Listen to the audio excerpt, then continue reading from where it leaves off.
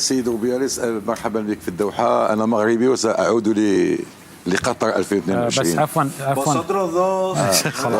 كلاكما مغربيان. ماذا يحدث هنا برفقة مغربيان؟ هذا منافسك راح يكون. أنا لدي الكثير من الأصدقاء المغربيين والآن صديقان آخران. برنامج شيرينغيتو أمس استصغر كثيرا المنتخب الوطني المغربي، وقال بأن اللاعبين المغاربة في إسبانيا لاعبين غير متمكنين، رغم أن هناك 4 لاعبين مغاربة في إسبانيا، 2 في إشبيلية. استصغروا النصيري رغم أنه قبل سنة كان سجل 27 هدف لا ليغا. وهناك لاعبين مكونين في إسبانيا، أشرف حكيمي في ريال مدريد، عبدي زلزولي، كذلك منير محمدي. هل لا تظن أن هذا في صالح المنتخب المغربي، استصغار المنتخب المغربي بهذه الطريقة؟ وألا تظن أن هذا يعود إلى خوف شيرينغيتو من المنتخب المغربي؟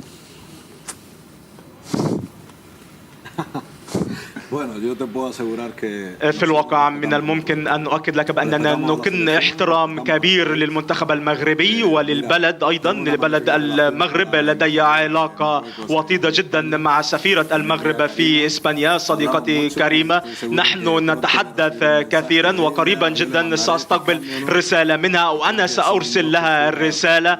وفي النهاية ثقافتان قريبتان أو بلدان قريبتان وثقافتان أيضا، ومن يمكن أن يقول ذلك لا يمكن أن أتحدث عنه. ولكن بالنسبة لي نحن الاتحاد الإسباني نكن احترام كبير للمنتخب المغربي، ولكن نثق في لاعبينا ونأمل في أن نترشح إلى الدور التالي. ونفس الأمر بالنسبة للمغرب، ولكن نحن سنفعل كل شيء من أجل أن نترشح. ويحدث ما يحدث، سنتصافح بعد نهاية المباراة مع لاعبي المغرب لأننا نحترمهم وهم لاعبون كبار جدا. أنك أندلسي قريب جدا من ثقافتنا العربية والمسلمة. وأنت تعرف جيدا غرناطة وما هي غرناطة بالنسبة للمغاربة. الكثير من المغاربة هنالك في غرناطة. أولا أحب أشكر صديقي العزيز رئيس الاتحاد الإسباني لويس روبياليس منذ 10 سنوات، والعلاقة رائعة. لما طلبناه يجي البرنامج المجلس لم يتردد. أحب أشكر بابلو وكل الفريق المرافق للرئيس، يقومون بعمل رائع بكل معنى الكلمة. أشكرك جزيل الشكر لويس. أنت عارف إنه يوم الثلاثاء ما تكلمني لأن المنتخب المغربي عندي أنا شيء مقدس. بعد المباراة ممكن نتكلموا لك قبل. بسعادة الآن سأرحل. لكن حبيت أسألك على موضوع مستقبل لويس إنريكي. أنت تتكلم وتتحدث معه كثيرا، ماذا بدأت تحس؟ أنا عارف أنه لا يريد الحديث كثيرا عن مستقبله، لكن أنت بماذا تشعر عندما تتحدث معه؟ هل هناك أمل أن يستمر؟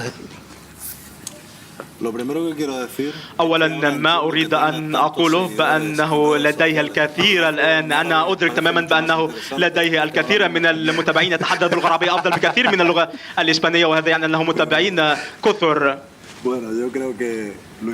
أعتقد بأن لويس إنريكي هو مدرب من طراز رفيع.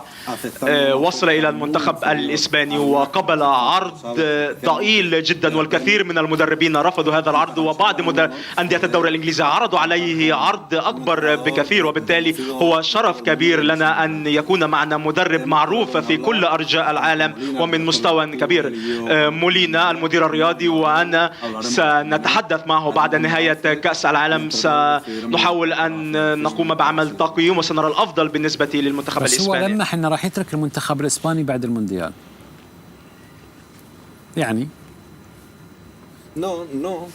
كلا لا أعتقد ذلك. لقد تحدثت معك من قبل ما حصل معه والحادثة الصعبة جدا والتي كان علينا أن نعيشها بعدما توفت ابنته وكانت فترة صعبة جدا، ولكن عندما قال لي لويس أنا جاهز للعودة من جديد عاد. كان هذا هو التزامي ووعدي له عندما ترك المنتخب خلال تلك الفترة عند وفاة ابنته. نحن أشخاص لدينا كلمتنا، وهو قلت له بأنه له الحرية في النهاية أن يذهب لأي مكان، وسأعرض عليه العرض، وإذا وافق سيستمر، إذا لم يرغب في أن يستمر له كل الحرية أن يرحل.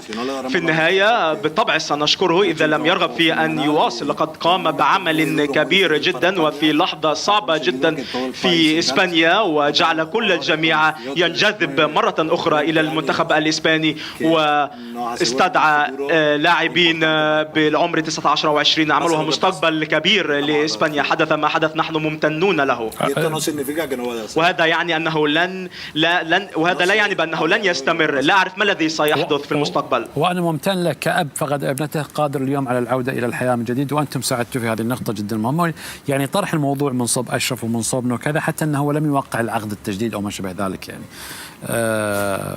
أنا طبعا أشرف قال لي أفتح الوقت معك وأخذ راحتي، لأنه هو دائما يقول لي لك وقت معين مع ضيوف، لأنه هو أنت مش ضيفي أنا، أنت ضيف أشرف، وأشرف صاحب المكان. فبما أنه هو فتح لي أنا هو المدير عندي. كلا أشرف هو صديقي، ولكن أنا ضيف للبرنامج، وأنا ضيفك أنت، وأنا ممتن جدا بالتواجد هنا. هل هذا صحيح أشرف؟ أشرف صديقك وأنا صديق أشرف، إذن أنا صديقك أيضا. طيب بس لا احنا ولكن هل تشجع المغرب أيضا أنت؟ أنا أشجع المغرب، نعم. أنا مع العرب، أنا آسف. لكن عموما إن شاء الله أنا بس أنا آسف يعني. أحمد الرواس، أنا حاب أن أقول لك شغلة. أنا أحترم وأحب الكرة الإسبانية كثيرا، ومن متابعين وشغوفين جدا بكرة القدم في إسبانيا، ولا نفوت أبدا مباريات الدوري الإسباني حضورا في إسبانيا أو حتى من خلال شاشة البي إن سبورت. لكن عموما توضيح بسيط، الضيوف اللي تشوفهم في المجلس هنا من كل بستان زهر، كلهم من دول عربية مختلفة.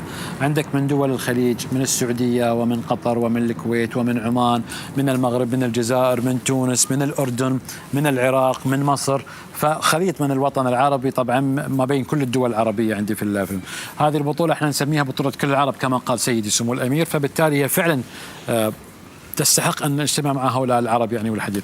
فمن الصعب علي حتى نقول أشجع إسبانيا في وجود العرب، يعني أنت عارف ايش راح يصير فيني. أتفهم ذلك تماما، أتفهم ذلك. أنت شوف ضخامة أشرف وشوف ضخامة أسامة وشوف هالمسكين بينهم. ماذا سنفعل في النهاية؟ لا أعرف ماذا سأفعل، ولكن الأهم هو يوم السادس أن نفوز، وإذا لم نفوز أكرر مرة أخرى إسبانيا تعرف كيف تفوز وكيف تخسر أيضا. أحمد الرواس من سلطنة عمان. طار السؤال خلاص. ها؟ طار السؤال، ما عندي سؤال. خلاص ما عندي سؤال، قد سألوا كلهم خلاص. طيب اسأل عن لعيبة إسبانيا. ما خلاص سألوا، طار السؤال كله. ما طار السؤال. أنت طيرت عليه السؤال. جمال مبارك من الكويت. هذا سعيد جدا. ينسى أيوة. حاول أن تسترجع السؤال مرة أخرى. يتذكر بعد شوي. أنا سعيد جدا الصراحة أني أشوف رئيس الاتحاد الإسباني تواضع بيننا، والابتسامة مو راضية تروح منها. يعني الصراحة لما تشوف رئيس الاتحاد على مستوى الوطن العالم، رئيس تقول هامة كبيرة بالرياضة الاتحاد الإسباني، هذا يشكر له صراحة.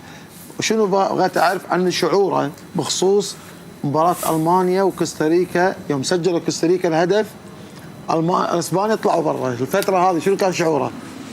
اي والله. لا أعرف كم كانت الدقائق التي كنا فيها خارج البطولة، ولكن أول ردة فعل كنت أنظر إلى الخلف وأرى